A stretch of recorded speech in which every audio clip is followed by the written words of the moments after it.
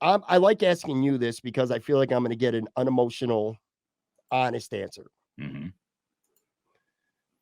Is Josh Allen, in your opinion, I'm not asking you if he's the greatest quarterback to ever play the game. I mean, that is just fucking absurd. I'm not Okay, thank you going for there. not asking that. I didn't Here's want what to. I am going to ask you, though.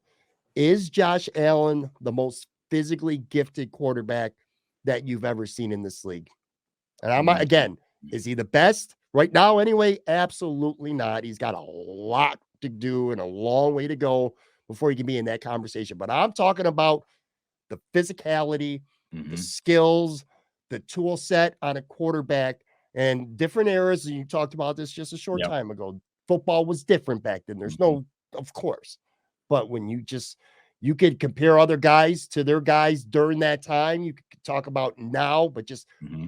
physically, the gifts and the skills that he has, I'm personally not sure that I've ever seen someone physically better at him at football. Maybe I'm wrong. What do you think? What's your honest assessment?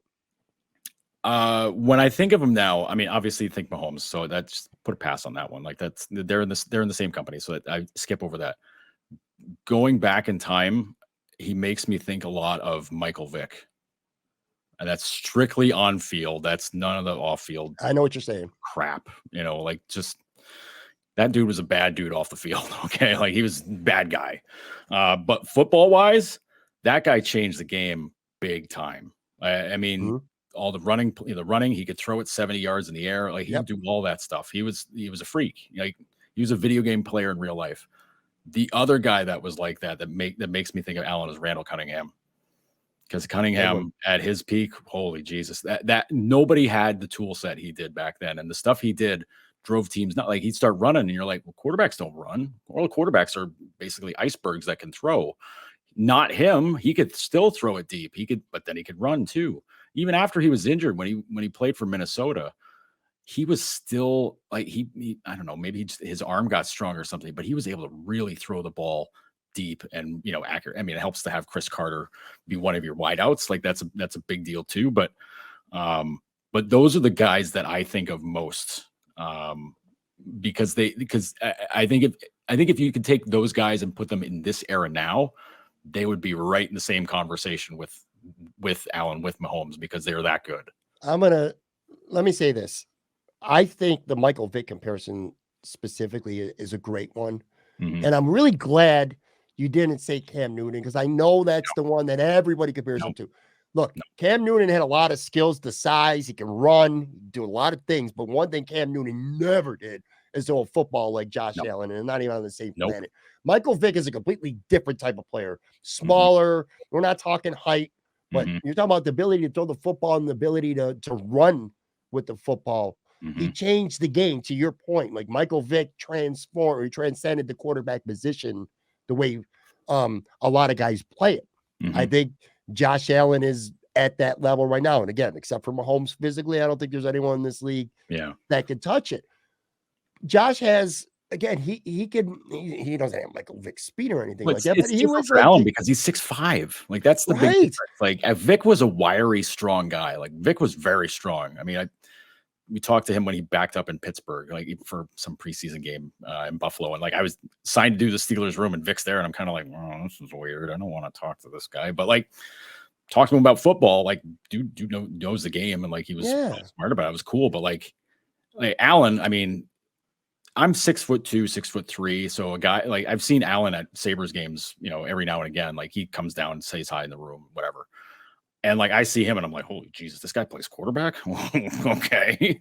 That's crazy. It is. Joe, I remember when he first came in the league, the other comparison, you always would hear Cam Newton, and there's some validity to that. I mean, Cam did win an MVP one season. Right. And again, he could run the football great. Josh is kind of similar in that way. I don't think the passing is much of a comparison at all. But I remember that. And the other comparison was always Big Ben.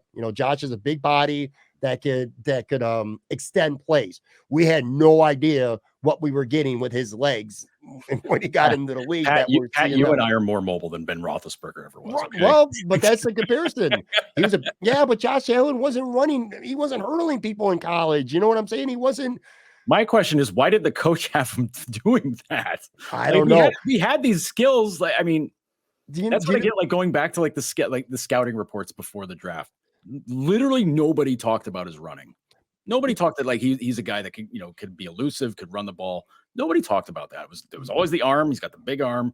Accuracy was a question, but, like, the tools are there. Like, if you mold him right, he can be very good. Very few quarterbacks I Running think is have not ever one of the things. Like, No, that's no, no, no. me. I think very few quarterbacks have ever came into this league and have ascended the trajectory the way he has. It's just it's unbelievable. Like I said, they're running. And by the way, when he hurdled Justin Reed, if you watch the replay, he also shook Snead out of his jock strap before that, which is the guy he hurdled last year in Kansas City. But anyway, I'm just talking about his ability to make plays with his feet.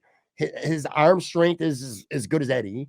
He's getting a lot more accurate. His decision making, his processing too, is just night and day different than what it was back in, say, 2019. Man, he'll take what you give him, and then he'll see a matchup he likes. That touchdown pass to Gabe Davis near the end of the first half, Joe, you couldn't take that football, run down the sideline, and put it in Gabe Davis's hands any more accurate than that throw. I mean, it was literally a perfect throw. I don't know, man. Like I said, I'm just perpetually blown away right now by watching this guy play. And I get what other fans are feeling only because they played the Chiefs this week. And there were a couple times I'm like, Ed Oliver, I thought he might have had like 3. I'm like, how did you not get Mahomes on the ground? He extends his play, throws a sideward arm, touchdown passes. It's just side steps, sneaks out, still fires the ball. They both do the same kinds of stuff differently, but it's so similar. It's so similar. It's wild. It really is. We're 6 weeks into the NFL season right now, and Jalen Hurts absolutely deserves merit and consideration and discussion. But if you had 32 voters right now for NFL MVP, I think it would be insane if Josh Allen didn't get all 32 votes. I mean, I don't even think it's something you could debate right now. But here's the thing. Go ahead. The fact that it's Hurts that is like the guy that's kind of in the conversation is funny because I mean people knew he was going to be a pretty good quarterback. The big splash arrival that he's done this year, I don't think anybody was anticipating that.